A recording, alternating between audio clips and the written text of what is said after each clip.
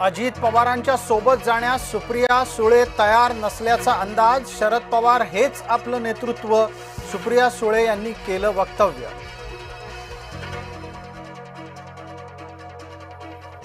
अजित पवारांच्या सोबत जाण्यानं पवार गटामध्ये दुफळी। सुप्रिया सुळेंच्या डाफरण्यानंतर प्रशांत जगताप यांचा राजीनामा।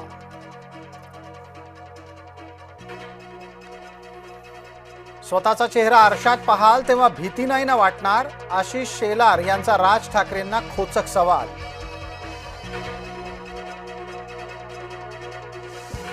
पक्ष कार्यालयाच्या ऐवजी हॉटेलमध्ये झाली ठाकरे बंधूंच्या युतीची घोषणा। महाराष्ट्र हितासाठी दोन भाऊ एकत्र आल्याचा दावा। जनता विकासाच्या मुद्द्यावर मतदान करेल, ठाकरेंकडे विकासाचा मुद्दाच नाही, चंद्रशेखर बावनकुळे यांचं वक्तव्य।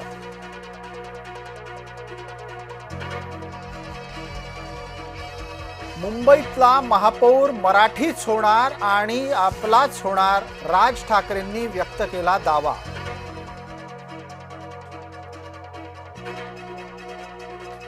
ठाकरे म्हणजे मराठी माणूस नाही, ठाकरे म्हणजे महाराष्ट्रही नाही, देवेंद्र फडणवीसांनी ठाकरेंना ठणकावलं।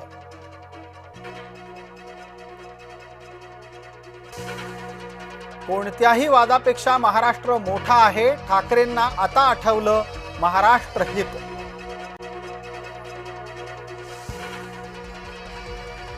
राज्यात ठिकठिकाणी ठाकरे समर्थकांच्या आनंदाला उधाण। ठाकरेंच्या कार्यकर्त्यांनी अनेक ठिकाणी खेळल्या फुगड्या।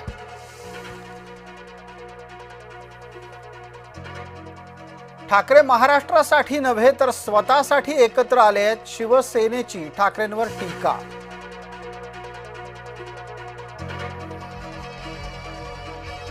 मुंबईसाठी शिवसेना आणि भाजपाचं सूत्र ठरलं। बुधवारी पहाटेपर्यंत चाललेल्या बैठकीमध्ये 227 जागांवर चर्चा, सकारात्मक सूत्रांची माहिती। फडणवीस आणि मुनगंटीवार यांच्यातला थांबलेला संवाद सुरू झाला। मंगळवारी रात्री दोघांमध्ये झाली दीर्घकाळ बैठक। पहिल्याच दिवशी 4000 उमेदवारी अर्जांचं वितरण। मुंबईत सर्वाधिक अर्ज एम पश्चिम, के पूर्व आणि एन वॉर्डात। संभाजीनगरात महायुतीतलं दबाव तंत्र सुरूच। पालकमंत्र्यांच्या दबाव तंत्राला बळी पडणार नाही, भाजपा आमदार संजय केनेकर यांचा इशारा। मुंबई पोलिसांची अब्रू वेशीवर, पोलिसांनच तरुणीची छेड काढल्याचा आरोप।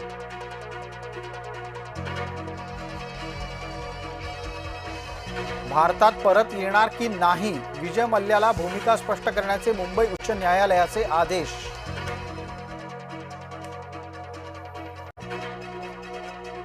न्यायालय म्हणतंय भटक्या कुत्र्यांना खाद्य देण्यापासून रोखणं गैर नाही। पुण्यातल्या एका प्रकरणामध्ये मुंबई उच्च न्यायालयानं दिला निर्वाळा।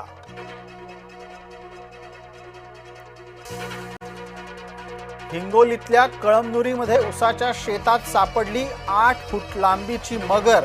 ऊस तोड मजुरांना उसाच्या फडात दिसली, वन विभागानं मगरीला घेतलं ताब्यात। जळगावच्या सुवर्णनगरीमध्ये सोन्या चांदीचा दर वधारला। सोनं प्रतितोळा 1,41,000 तर चांदीनंही मारली उसळी। चांदी प्रति किलो पोहोचली 2,27,000च्या वर।